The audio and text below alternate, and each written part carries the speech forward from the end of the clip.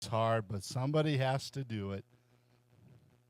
Okay, Tanya will be passing out papers.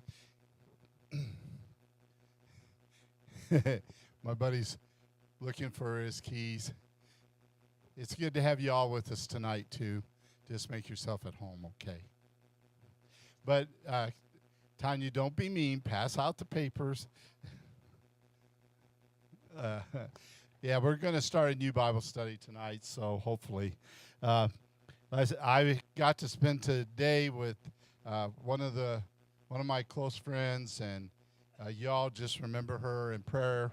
Her first name is Linda, and we had to take her to Lubbock today, and it's kind of scary when they don't even remember where we're at or what we're doing, and it's real hard for her, and the person that helps take care of her does a really good job.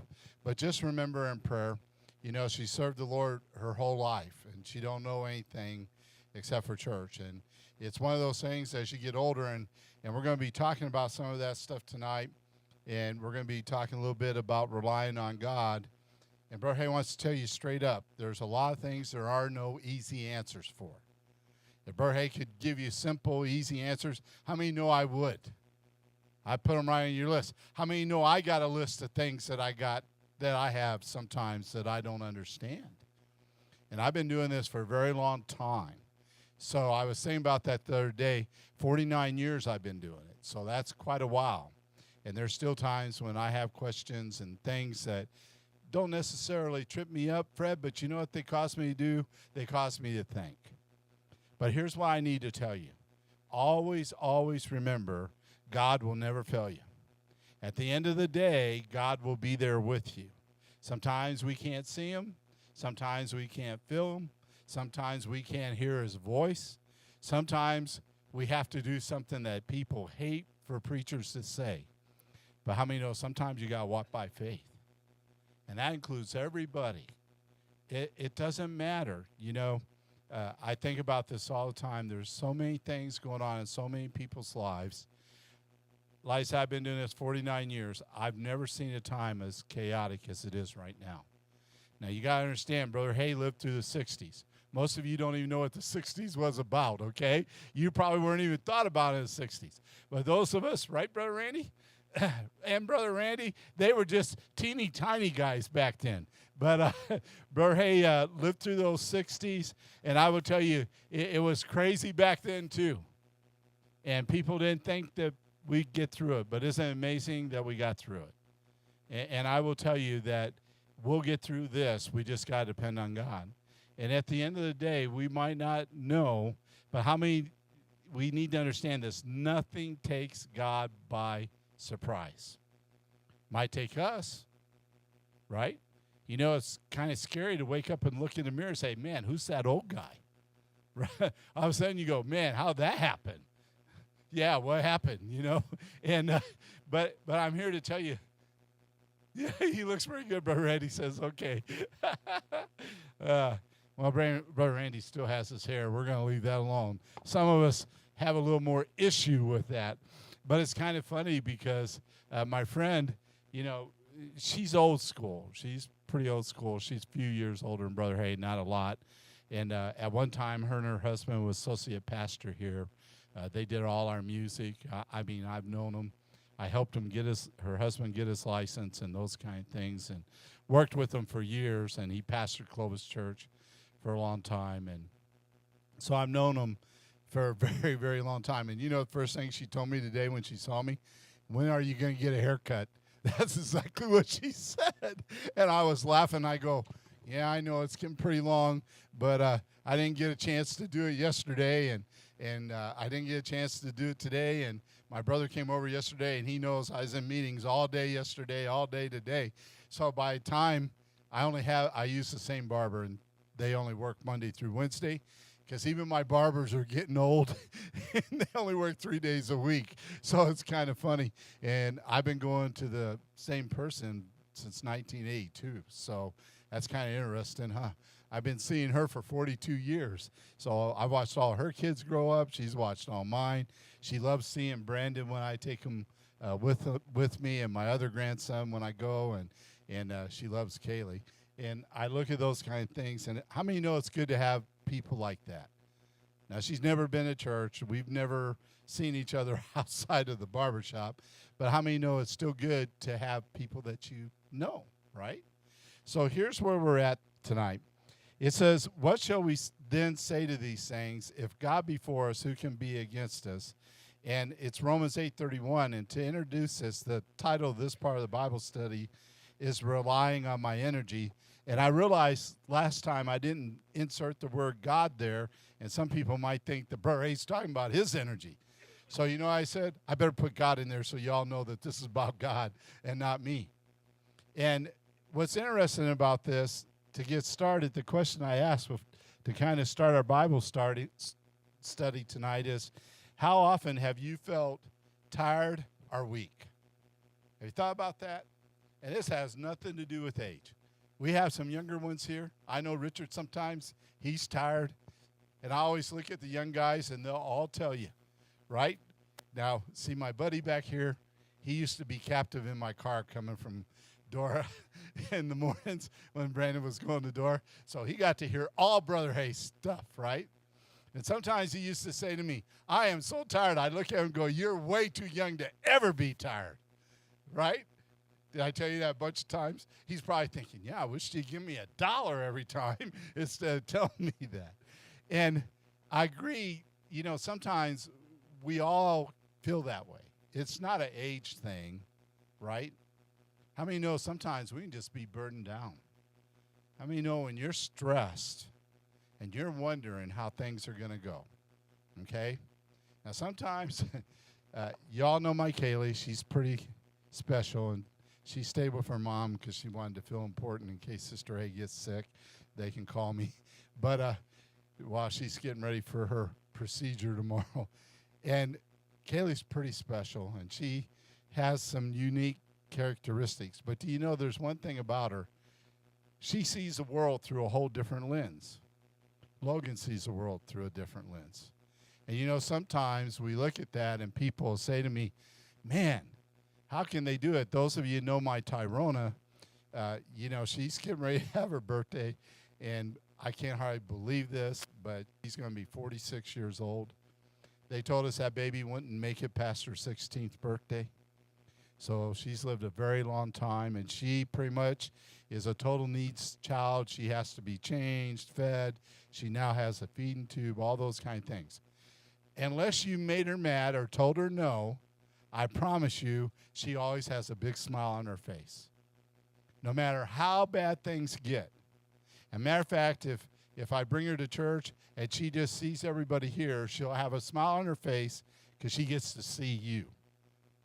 And it's, I only wish I was able to bring her more. I do bring Irv on Sundays as much as I can, but Tyrona, I just can't manipulate her in and out of her wheelchair anymore to be able to bring her.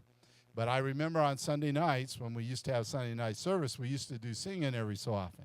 Tyrona cannot speak a word. But she used to get up here, have her little microphone, and she'd be making noises. And you'd swear she's going to jump out of that wheelchair. She just loved life, and she loves the Lord. And no matter how bad her circumstances, she doesn't ever focus on those. But unless we're in that category, how many know the rest of us, we hate to use this term, but we like to say this, we live in the real world. Can I just be honest with you? Sometimes that's a cop-out.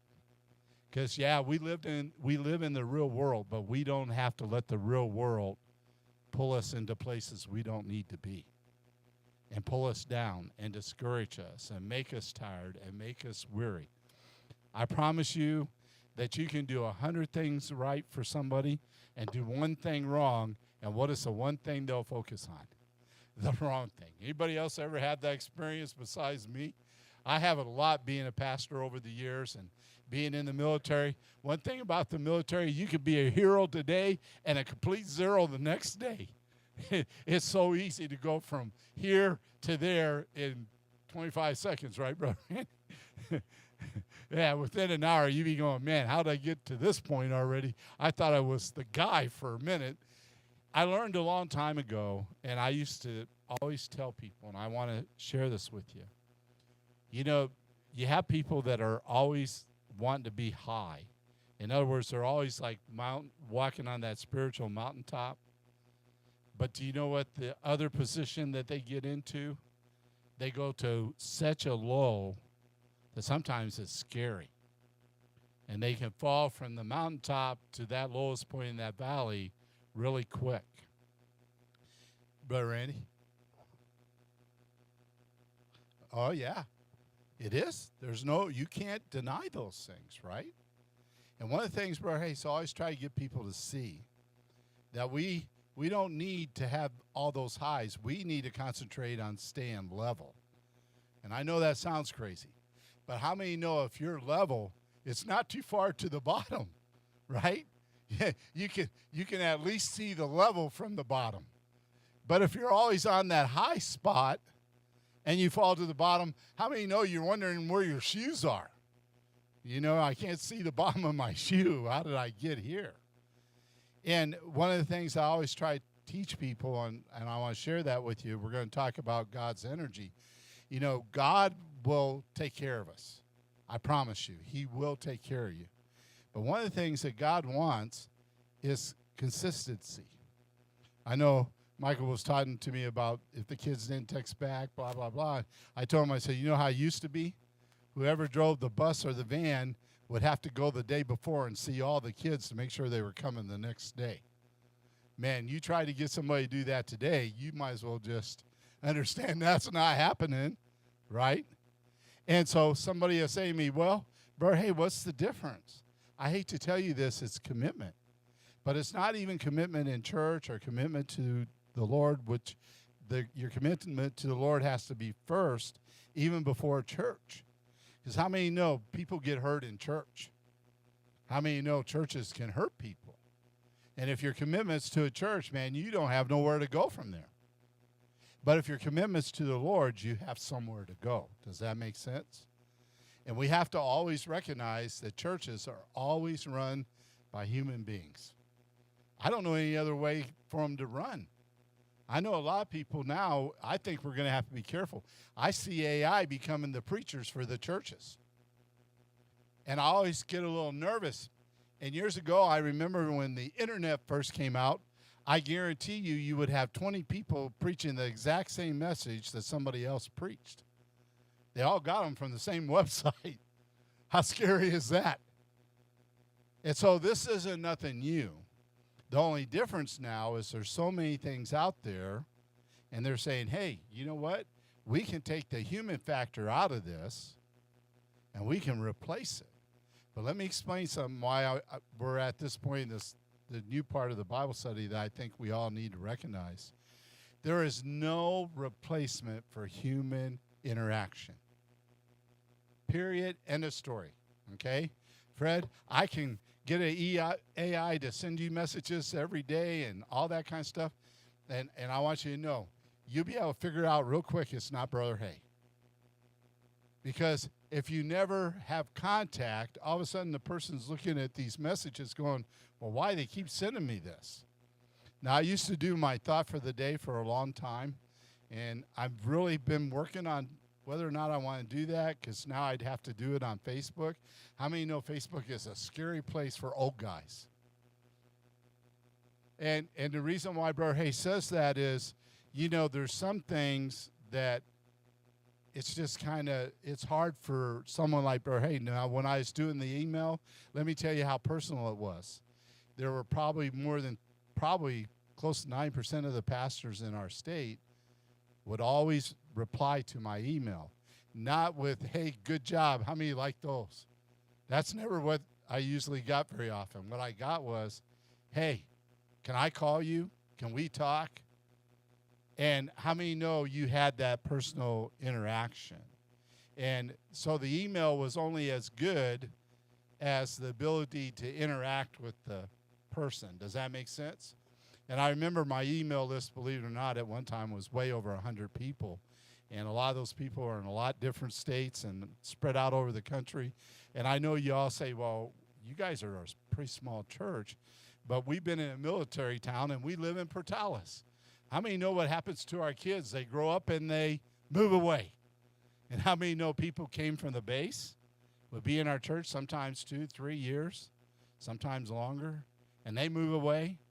And, man, all of a sudden you begin to have contacts all over the place.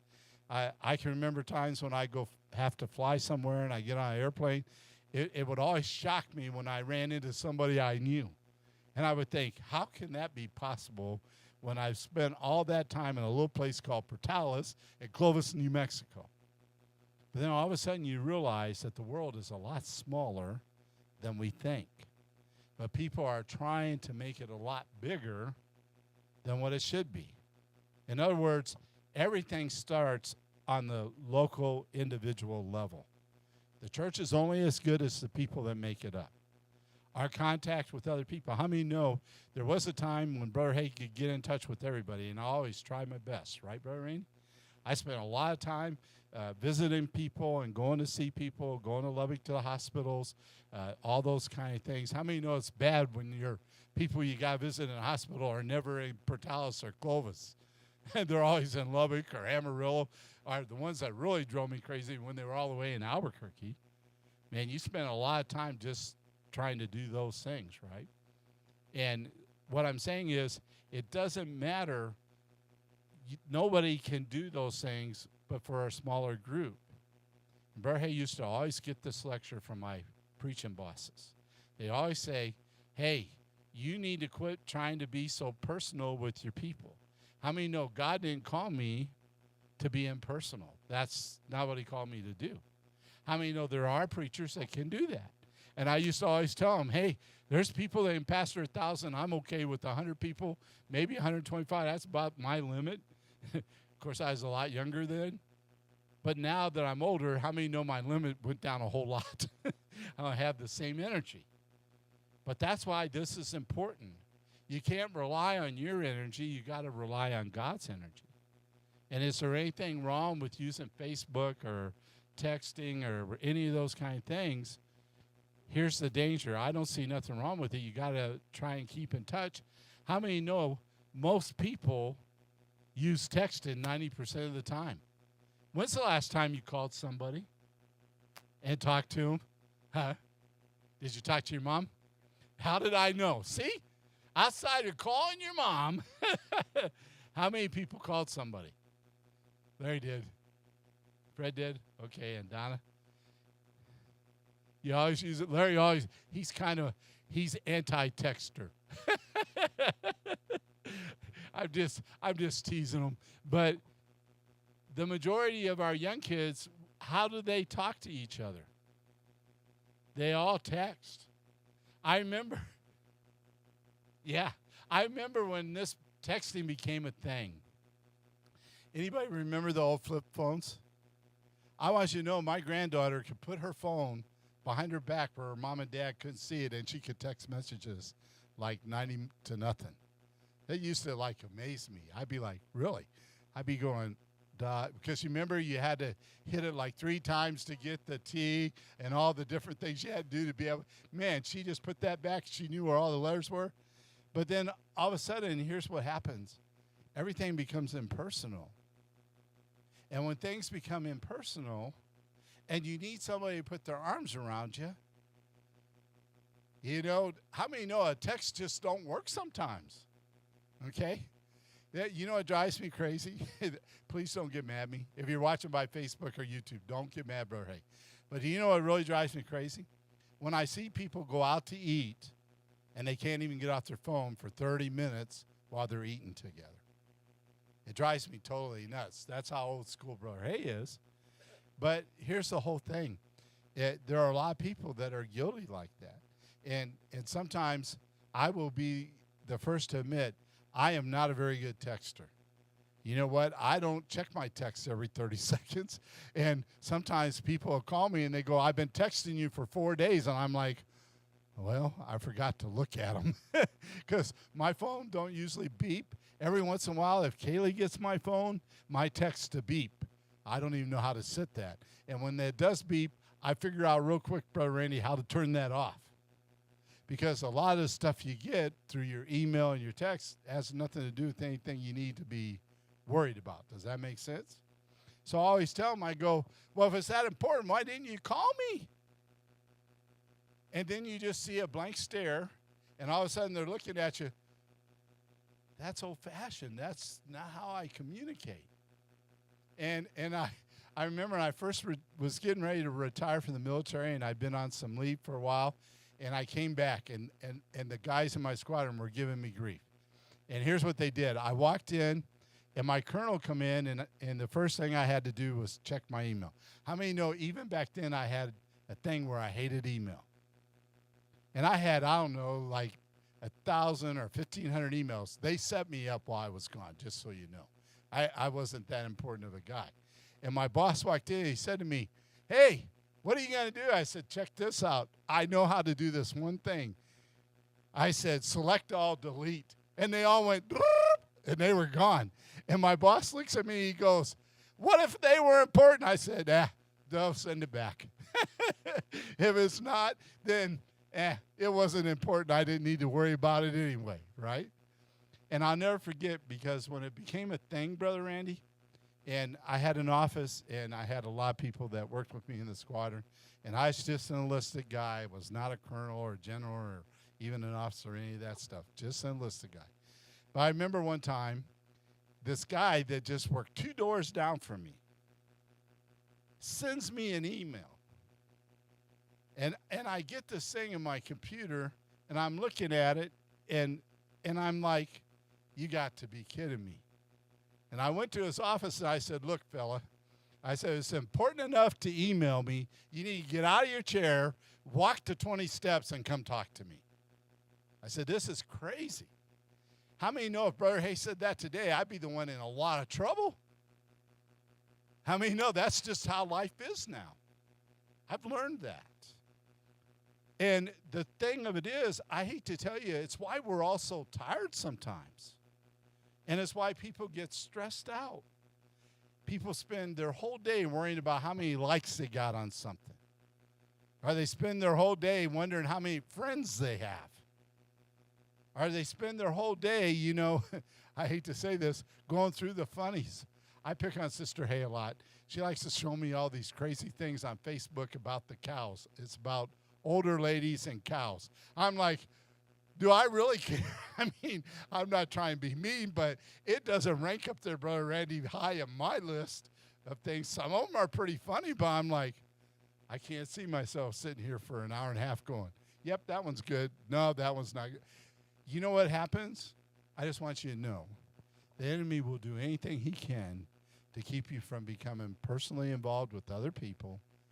And here's the kicker, personally involved with him. Does that make sense? Now, you know y'all can ask questions and talk. I know Brother Singletary's not here, and I know Sister Hayes, well, she's been teaching a class, but I know some of the other ones that like to talk aren't here. But don't be afraid, okay? Because this works a lot better when we interact, just so you know.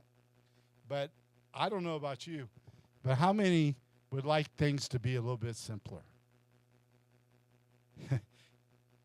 Go back to the 60s. Well, Larry said the 70s. Anybody voting for the 50s? Nobody as old as Brother Hay. Okay, I'm the oldest. Yeah, okay. Donna said she'd do 50s. Now, I know why Donna would do 50s, because she's a school teacher, and the biggest problem in school in the 50s was kids chewing gum. How many know every school teacher would like to have that issue now? That's the number one issue at school. No kidding. They got studies about that where the biggest issue was the kids chewing gum. It's one of Brother Hayes' pet peeves. Don't tell nobody. Yep. If you ever see Sister Hay really chewing gum hard, you know she's mad at me. That's why she's doing it. She still does that. Am I telling the truth, Sister Donna? Donna, I'll tell you, she lived in our house. When Sister Hay, she'll still do it because she knows it just like lights me up. I'm like, really? I'm a lot older now, so I can go like this. It's not as big a deal. But here's why I want to tell you. There's a lot of reasons why I wouldn't want to go back there. You know, A lot of people will tell me that. When we were growing up, if my sister was here, she'd tell you we used to have this Wringer washing machine thing. And that's how you had to wash clothes. You had to run them through this Wringer thing. You washed them, then you ran through the Wringer, then you change the water out and put rinse water. Well, she could tell you that when she's just a little girl, maybe 8 or 9, there were 6 boys in her, so she got all these kind of jobs. Because back in the day, if you're watching, I'm not a chauvinist. I do laundry. I help Sister the dishes. I can do the stuff around the house. I don't vacuum because I hate vacuum cleaners. But anyway, my sister could tell you it wasn't a better time then because she got her hand caught in that Wringer. And it pulled her whole arm in there. Man, a couple times, and she was really hurt. How many know people don't want to go back then? How many like being able to put them in the washer and push a button? Boop. It's all done, right? Okay? I know, please don't laugh at me because I'm really old, but if Donna really wanted to go back to 50s, I don't think she'd like it. When I was young, my grandma didn't have running water in her house. She had a pump. Boop. And you had to go to the bathroom outside. Hey, man, you learn real early in age not to be afraid of the dark because it's a bad circumstance when you're little. I'm just telling you. But I remember, as sure as I'm standing here, the way you got a bath was in this big round tub and they heated water in order for you to get a bath. How many like their showers or their bathtub? Yeah. No, everybody took a bath in the same one. It's kind of like rinse, dry, rinse, repeat, kind of it's kind of how it worked. So I don't want to go back to those days, right? How many like living in the time we have as far as convenience? Yep, but here's the thing. I promise you, in the 50s, they had a lot of issues with technology. I remember TV as a little kid going to church because I was one of them kids they picked up on the bus. So, I'm one of those kids. If you wonder why I'm always trying to go the extra mile with our babies, because I used to be one of them kids. All right?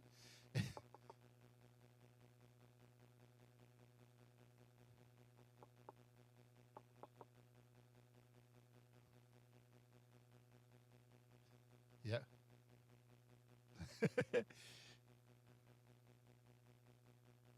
See?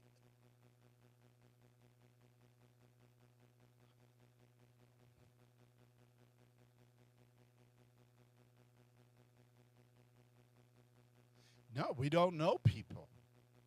How many know people talk differently in a text or an email? See, yeah, like the little guy, like the little guy that worked up the hallway. His email was pretty forceful with Brother Hay until I walked into his office. How many know that changed instantly? No, well, you can put a heart. No, you can't. Yep.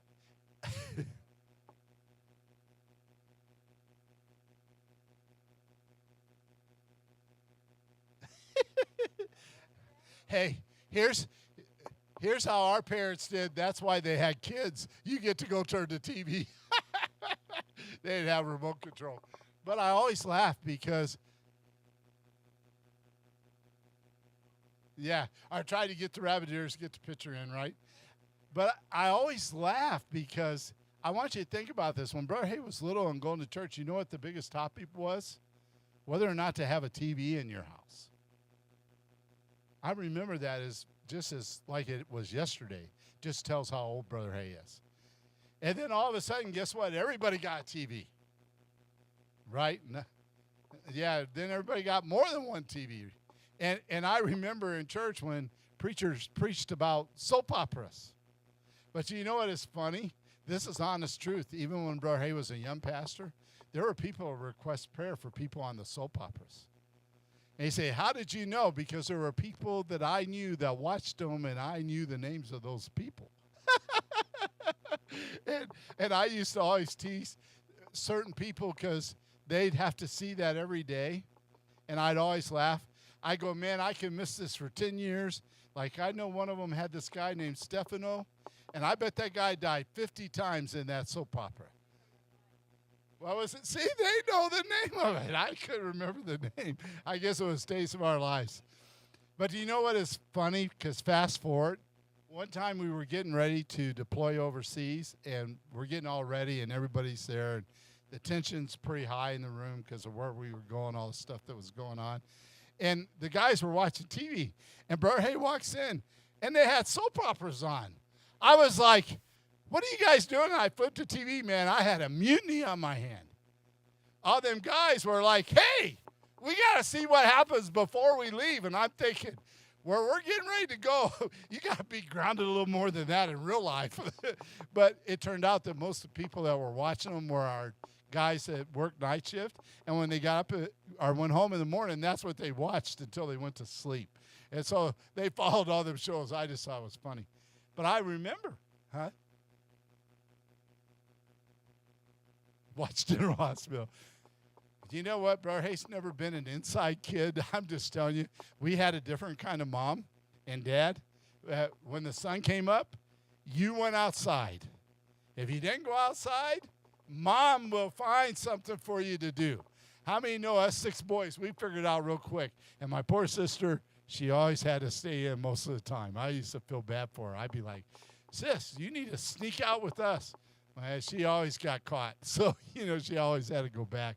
But it's kind of funny how much things change, but how much they stay the same.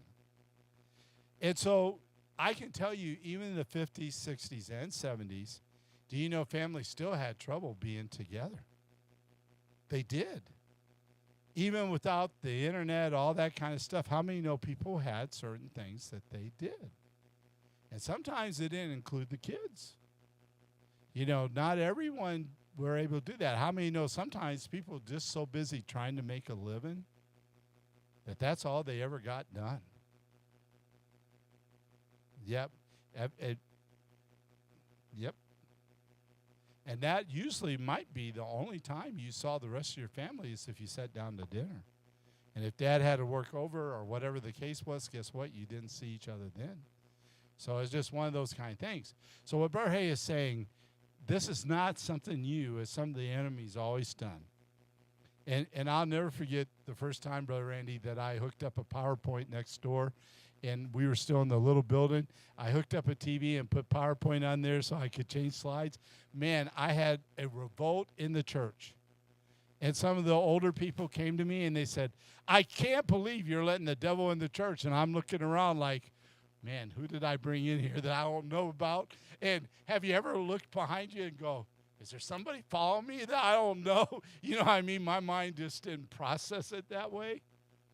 And all of a sudden, I realized they were talking about the PowerPoint. I said, Brother Hay likes to talk.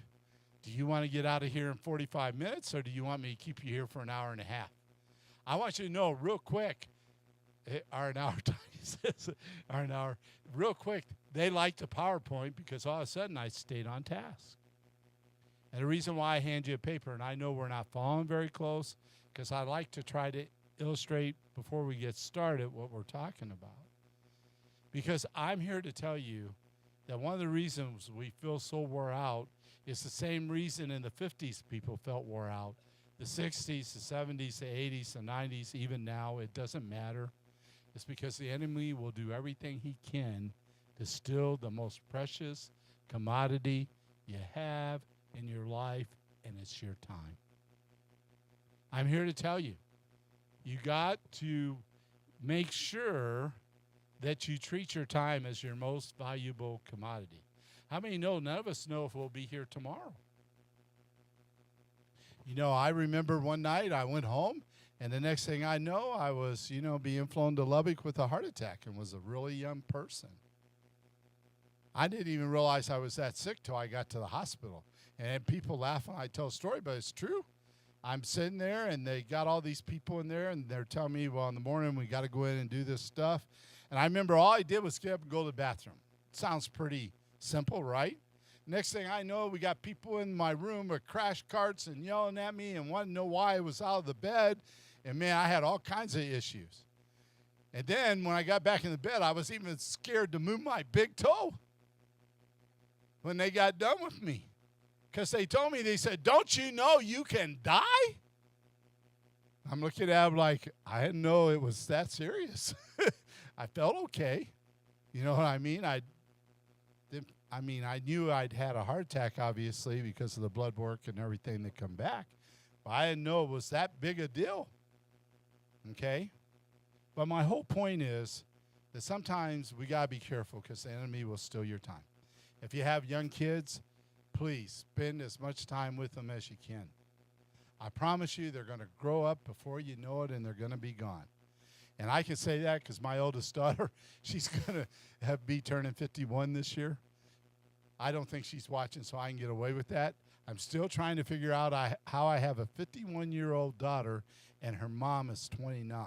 But anyway, we'll leave that alone so I don't get in trouble.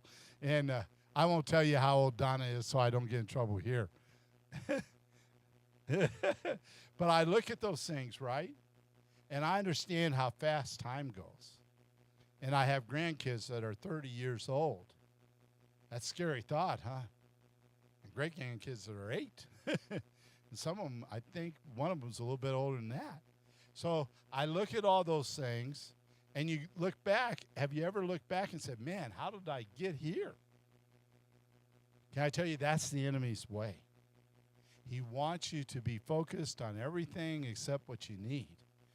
And it all starts, believe it or not, and I know what you're going to say. Well, Brother, hey, you're a preacher. I expect you to say this. But it always starts with your relationship with God. Because when you have a relationship with God, you learn to value your time. Because we all recognize we only have so much. And it's the most valuable asset that you have. It's worth more than your car. I don't care what kind of car you drive. It's worth more than your house. It's worth more than your job. It's worth more than your bank account, no matter how little or how large. Your time is the most valuable thing that you have. Okay? And sometimes I look at things a lot different. When you get Brother Hayes' age, you start seeing things a lot different. Okay? Because no matter how I look at it, I probably have a lot less time, unless I live to be 140, I got a lot less time to live than what I've already lived. And I recognize that. But here's the thing, Brother Randy, I'm not going to spend my time walking around wondering what's going to happen tomorrow. I need to live each day. And what I'm telling you is you need to live each day. You have to live life that way. And you can't always be putting off till tomorrow. You need to do things because tomorrow will never get here. It's sort of like somebody that says, I'm going to clean my house. Okay? Unless your sister, hey, I promise you, she cleans ours every day. Right, Tanya? And that's just the way it is. Sometimes 3 times a day. Yep, you're right. But anyway, but there are people who say, well, I'm going to clean my house tomorrow. How about this one? How many people say, I'm going to clean my car out? Or I'm going to do whatever it is. And a week later, you're going, man, I really need to get to that. How many know it's not your priority? Until all of a sudden you don't have any clothes to wear. How many know all of a sudden you might have to wash clothes? Right? Or the car gets so filled up when you open the door, it looks like Fred Flintstone's closet. You might have to do something about it so you can get in there, right? So I always laugh. But the last illustration I want to give you, why we need to be careful what we do. Imagine this, somebody buys a car. How many know they get this car and they keep this car in their garage? When it's time to change the oil, they change the oil. When it's, it gets dirty, they wash it even when it's not dirty. And they just take immaculate care of this car. They never abuse that car. They never drive too fast. They never drive too slow. How many know both can be bad for a car? They take care of it. When it needs regular maintenance to make sure it's done, if the windshield wipers need to be changed, they change them. They do all those kind of things. 30 years later, I promise you, somebody's going to open that garage and see that car and go, man, that car's worth some money. Especially since the majority of those cars are going to be in the junkyard at 30 years. Have you ever seen a really nice old car? Anybody in here like a 69, whatever? Jorge loves those cars. I love a 63 Chevy. I do. My first car was a 60 Chevy. So all them cars have all this value. How many know how hard it is to find any? How much harder is it to find one that's drivable? But I promise you they're out there, okay? But somebody took enough time and care and effort. And if we can do that for a car, why can't we do that for our families and our kids and our community? You see where Berhe's going? Sometimes we worry about things way more than we worry about people. And Fred, did you?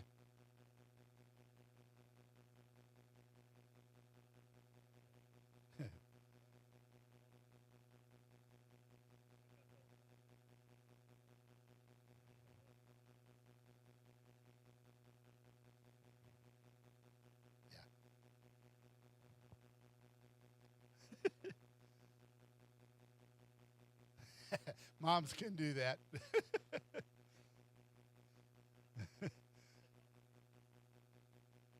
Yeah.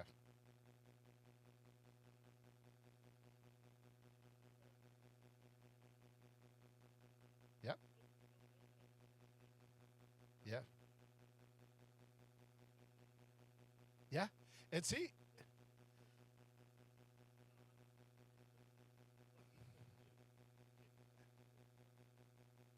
but that is so easy to say, Fred, but how hard is it to put in our life? How many times do we worry about some things, and at the end of the time, it's not going to really matter in the big picture of things? You're going to have to be careful with mom, right? I used to tell my mom that all the time. I go, Mom, I'm 60, whatever. At that point in time, I go, I really got this. And it didn't matter. I was still going to get the lecture anyway. It's kind of how it works. But how many know you need to respect them? Do you know why they're telling you that, Fred? Because they've lived a whole lifetime and been through all those things. And at the end of the day, you know what they figured out? That is something you couldn't do nothing about. That's right.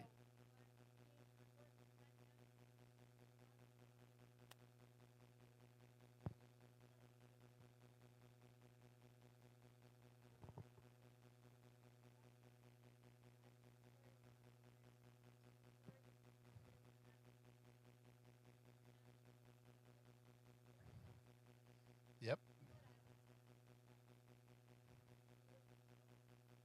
We don't admit it, but we do.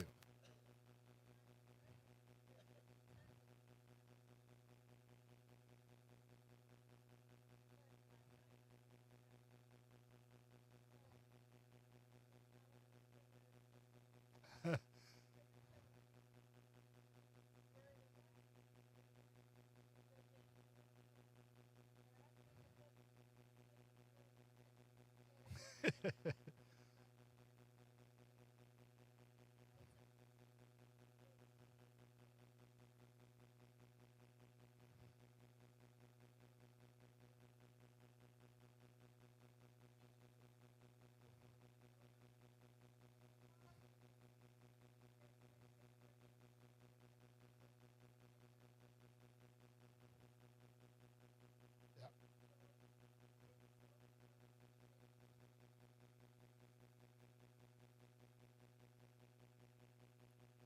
And one of the things that Brohe wants to point out, and I think this is real important, we're always, I hate to say this, but in my mind, I think we're always trying to exclude people instead of include people. Because it doesn't matter what you're doing, right? A lot of times people are excluded. Like for Larry, he'll be excluded from a lot of things because he don't want to do the internet thing. Okay? And I always laugh. And yeah, he'll come talk to me, but I look at those things, and one of the things I've learned over the years is no matter how much you want change not to happen, I need you to hear this. It's going to happen. One day you're going to wake up and your babies are going to be gone. One day you're going to wake up and all of a sudden, I was laughing the other day because when Sister A got up and she come in, I had her sit on my lap for a minute, and I'm thinking, ooh, I can't, she won't be watching, so I'll be safe. But when she sat on my lap, I said, oh, somewhere along the line, I'm married to this elderly lady. and I'd be in a lot of trouble right down. But it wasn't meant like that. What it meant was when we've been married 51 years, I promise you, when we've been married 10 years, we never pictured ourselves being married 51 years. Does that make sense? And so what I'm saying to you is we got to learn to live with God's energy in our life, and we got to learn to allow him to be in control of some stuff. Now, I want to get to the first one so that way I don't get in trouble. I probably won't be here next week. Hopefully, if Doris' tests come out good, we'll probably be taking our grandkids somewhere. And but the following week, I'll be here. Here's what number 1 says. It's in Colossians 1:11. It says, strengthen with all might according to his glorious power unto all patience and long-suffering with joyfulness. And I want you to think about this. First of all, he does give us strength, and it's not our power, it's his power. I promise you. I don't care how strong you are, how physically strong you are. I don't care what you think you can do. Look, I never was in the Green Beret or an Army Ranger or any of those kind of guys, but a lot of them guys took care of me. You know who some of my favorite guys were? I love Marines. I just tell you. I love them guys. I'd be like, ha, these are my guys. As long as I know they're out there, I'm in here, I'm pretty safe. Okay? I remember one time we had to fly into this place, and I'll never forget it. That Marine guy came up to me, and he said, look, he said, you guys got to be out of here before the sun comes down. And the guy flying the helicopter said to me, he said, if you guys aren't ready, we're going to be on the ground exactly 2 minutes, and if you don't get on this helicopter and we take off, you're on your own. And good luck with what happens. I want you to know my Air Force guys, they had their stuff packed up about an hour before the sun even thought about going down. And they were waiting for that helicopter. and I always laugh. But you know what? We got in a helicopter and we were lifted out of there, Brother Randy. Had to come back the next day, but we were out of there that night. And they lost some guys that night there trying to defend that place. And I think about that all the time. And you know what's really cool about this? If you looked out into the surrounding area by you, you never saw them. You couldn't see them. I have really good eyesight. I always shot marksman in the military. I can see a long ways. Not so much anymore. But back then, I could see a long ways. And, you know, it was not an issue, Brother Randy. But I tell you what, no matter how good my eyesight was, I couldn't see them. But I knew they were there. And what I'm telling you is, I understand I might not always be able to see God, but I know he's there. And when I feel weak, I know he can give me the strength I need as soon as I get out of myself and put it in his hands. And Brother Randy hit on it. You got to decide to give it to God. Yeah, and you hit on it, Fred. Your mom's exactly right. You can waste your whole time worrying about all that stuff.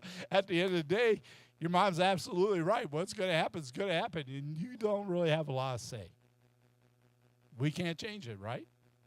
And I know Larry don't want to come into the new age with all electronic stuff, but I hate to tell you this. He can't change it. As bad as he isn't even close to the lady that I had to take to Lubbock today. I promise you, she has zero internet in her house. It's zero anything like that. And she won't even let me get her a cell phone so I don't have to worry about her all the time. And the other guy, the guy that helps take care of her that's there with her most of the time, you know, it's funny. But can I tell you a little secret? Do you know there were people that scammed $3,000 out of her bank account one month and another $3,000 another month and $1,500 a month before that? Luckily, Brother Hay was able to get it all back, but she don't have any of the access to any of that stuff. But you know what they did? They called her up on the phone, Brother Randy, and all her life she's never missed her bill. She's always paid her bills. You know what Brother Hay's saying? And they called her up and said, hey, man, you owe this cable company $300. And once they got her to give her checking account number out to that first guy, how many know they were calling her all the time then? And by the time Brother Hay caught it, because I usually didn't check it for a long time, I only checked it once a month. I check it every week now. So far, with the new guy, the guy that's taking care of hers, we haven't had an issue. But you would not believe how hard it was for me to tell her to let her calls go to the answer machine, and if it's somebody you know, then pick it up. Because if she picked it up, them guys automatically had her name and number and knew her. And they used the same thing over and over again. And here's what I want to tell you. How many know that's what the enemy does? He's got your number. He knows your weak spot. He knows that area in your life that you might struggle with. He likes to make a phone call to you. And if you're not careful, he's so good at disguising his voice. I heard something the other day, and it stuck with me. And I know we're about out of time, so I'm just going to read the next one here in a second. But this stuck with me. You know what it said? If Satan could convince a third of the angels to follow him out of heaven, what kind of match are we for him? How persuasive is he, Brother Randy? I mean, think about it. How many times has he convinced you that God didn't love you? We all know that is not true. Bottom line, don't you ever allow that to set into your mind, or that you're so bad God can't forgive you. But if he can do that with the third of the angels, how many know we probably have met our match, and that's why we have Jesus standing in that gap for us. That's right. They saw him every day.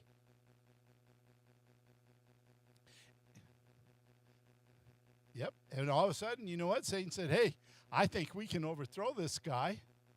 Didn't work out so well for him. And the Bible says a third of the angels were cast out with him. And some of those angels are so powerful, just like with Satan, that they're still being held in chains and haven't been loosed until the time of the tribulation. That's a little scary, huh? But what Brother Hay is telling you is we got to go to our strength, and that's God. We have to trust him. And look what the last part of number 1, the rest of that says, and I want to leave you this. He helps us to be patient and long-suffering. Okay, we all can say, yep, I can do that. But guess what? We forget the next 2 words. With joy. How many can put a smile on their face when they're struggling? Or when they're waiting for an answer. Okay? I always tell people, I prayed for patience 29 years ago, and I got Kaylee. And Kaylee's been my patient pusher ever since. I used to go to her IEPs at school when she was just little. You know what she used to tell them? They said, Kaylee, what do you want to do? And she always tell them the same thing. Aggravate my dad. And she's pretty good at it. And it took me a long time to work through some of those things. And, you know, she's got those things going on. But I promise you one thing. If Kaylee saw anybody in here being mean to anybody, she doesn't really know y'all, but if she heard somebody say something bad to you, I promise Kaylee would go to the deck telling the other person to leave you alone.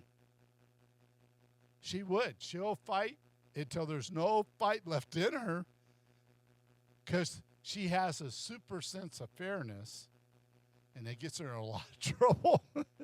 Sometimes if I get after Tanya, ooh, man, it's the end of the world. If you really want to have problems in my house, just let me get after Brandon. Then I have Darce, Tanya, and Kaylee, all 3, and hopefully Donna doesn't come over, and then I'll have more. But anyway, sometimes, I doubt it. Not when it comes to Brandon, but we'll leave that alone. But, yep.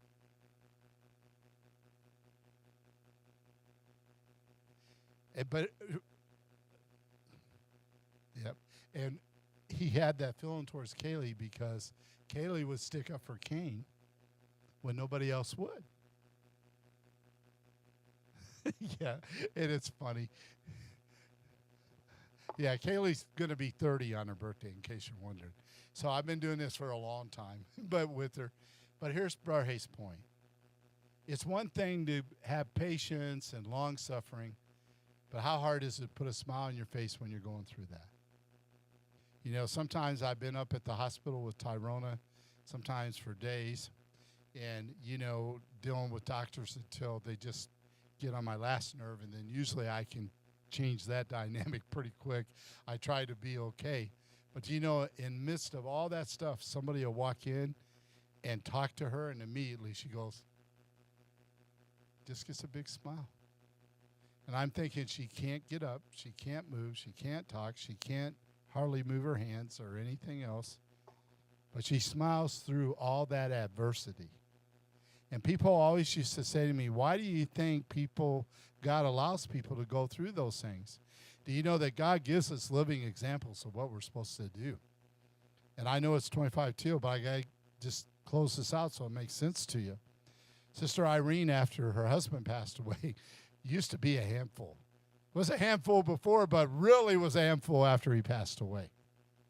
And a lot of people used to, back then Brother Hay was the senior pastor, and then Brother Michael, when he took over, he still protected her just like I did, and so did Sister Donna. It was our job. And she'd get so mad at me, and she would say things like, why don't God just let me die? I go, well, Irene, he can't let you die. And she gets so mad, and anybody who knew her, she get upset. She starts stuttering, and she couldn't quite get her words out. Sort of like Kaylee. If Kaylee gets upset, I promise you, she literally goes blind. Where her brain damage is, messed up her eyes, and when she gets upset, she can't see. I mean, I could tell her to pick up that piece of paper. She'll look right at it. She cannot see it because it short circuits that part of her brain. But here's what I used to tell her. I go, Irene, the reason you're still here is for me. Oh, man, she'd get mad. What am I here for you for? I go, because God said I had to take care of the widows and the orphans, and as long as you're here, it's my job to look after you. And then I would tell her, don't be so ornery so I can take care of you better. That never works so good. But, but at the end of the day, can I be honest with you? What she was really saying is, nobody knows I exist. And we used to have people come to church. We used to have a phone list. We stopped doing that because Irene would get everybody's phone number. She'd start calling people at 5 o'clock, and then she'd lay down and take a nap at 8 o'clock after she woke everybody up. It used to be hilarious. Huh? Yeah, 5 a.m. And she'd wake everybody up, and then she'd take her a nap. And anyhow, but what Brother Hay is saying is, lots of times when people are struggling and they're having these issues, they're just wanting somebody to see them.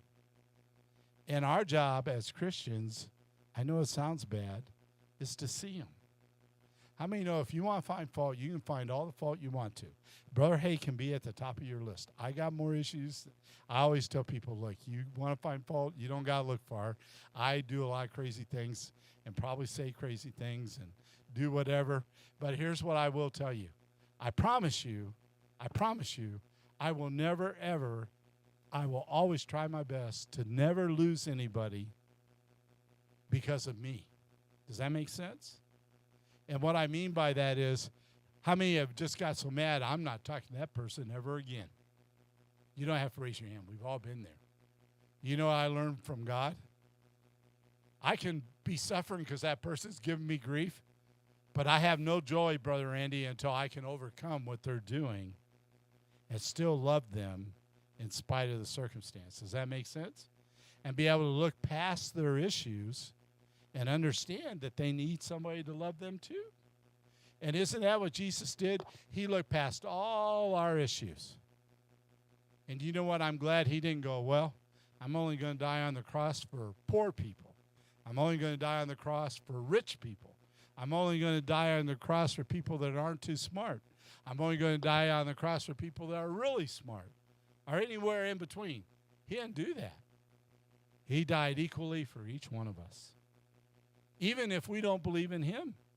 You know what? That is what the crucial thing here is.